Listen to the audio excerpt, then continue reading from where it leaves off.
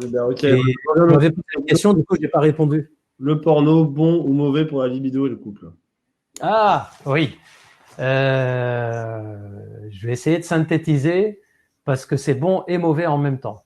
Mais ça dépend de comment on l'utilise. Tu sais, Simon, moi, quand on me demande est-ce que le porno est bon ou mauvais, je dis c'est comme l'eau.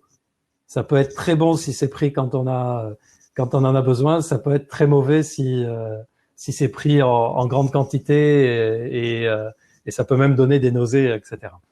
Alors, est-ce que c'est bon ou pas bon? On va dire surtout dans quel cas c'est pas bon. C'est pas bon quand le porno remplace la vie sexuelle. Là, c'est pas bon pour la sexualité du couple. Par exemple, quand un homme dit, parce que c'est plus souvent des hommes, mais attention, on sait qu'il y a des cas d'addiction au porno chez les femmes aussi. C'est plus rare, mais ça existe. En tout cas, on va prendre le cas classique, un homme qui dit, plus le temps passe, plus je préfère avoir des masturbations en regardant le porno tout seul que de faire l'amour avec ma partenaire. Ça, on a un problème. Soit il y a un problème dans la relation, dans le couple, et ce n'est pas satisfaisant, et du coup l'homme il bascule, mais c'est pas le cas le plus fréquent. Le cas le plus fréquent, c'est que l'homme a déjà une addiction, une dépendance au porno, et c'est en train de l'empêcher d'avoir une vie sexuelle épanouie à côté de ça. Donc ça, c'est une première situation où c'est mauvais.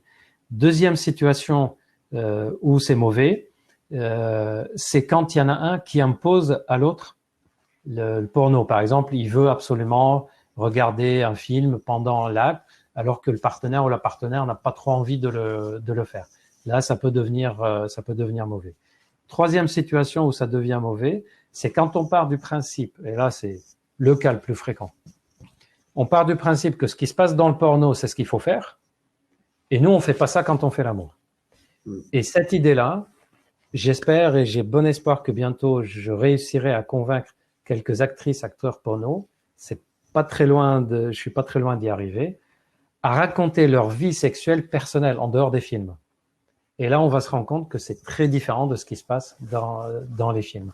C'est-à-dire, le porno est mauvais quand on part du principe que c'est la règle, la base, et on doit faire pareil. Pour les personnes qui nous écoutent, le porno, si je compare la vie sexuelle porno à la vie sexuelle dans la vie réelle, c'est comme quand vous regardez des films sur des courses de bagnole et quand vous conduisez sur la route. Vous allez forcément pas faire exactement la même chose que dans le film de course-poursuite, que quand vous êtes sur la route. Et pourtant, ça c'est un film et ça c'est la réalité. Donc, souvenez-vous, on ne transpose pas ce qui se passe dans le porno dans la vie réelle. Dans quel cas c'est utile? Ça peut être utile quand les deux disent « Ah bah oui, tiens, on va regarder, ça nous excite ».